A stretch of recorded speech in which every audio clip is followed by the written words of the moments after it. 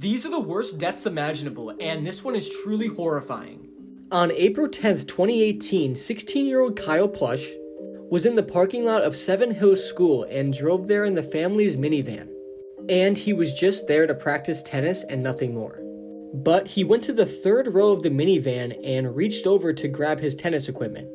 But as he was reaching down, his knee hit the bottom of the seat and something unexpected and truly horrifying happened. So the seat literally flipped and it turned Kyle upside down. So now the upper half of his body was trapped with the seat pressing up against his chest. And at 3:14 p.m. that afternoon, Kyle was able to call 911. And immediately when the 911 operator answered, Kyle immediately started screaming, "Help, help, I'm stuck in my van." The dispatcher kept trying to figure out where Kyle was located and he just kept saying Seven Hills, but the dispatcher couldn't pick up what he was saying after Seven Hills. And in the 911 call, you can actually hear Kyle banging against the window and screaming that he desperately needs help. The call went on for 3 minutes but then got disconnected, and the dispatcher then tried to call Kyle back.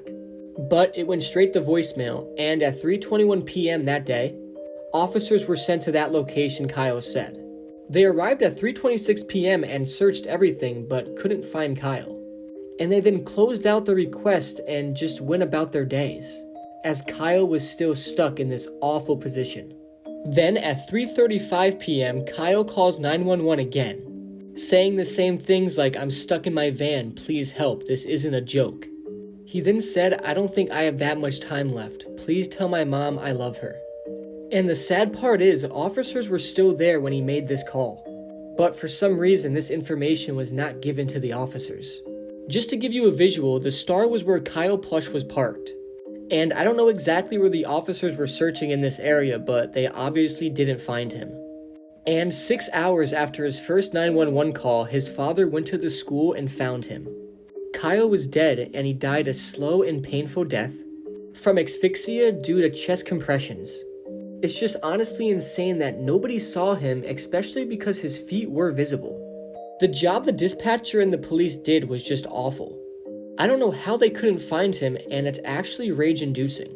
The 911 operator was also investigated but was not fired.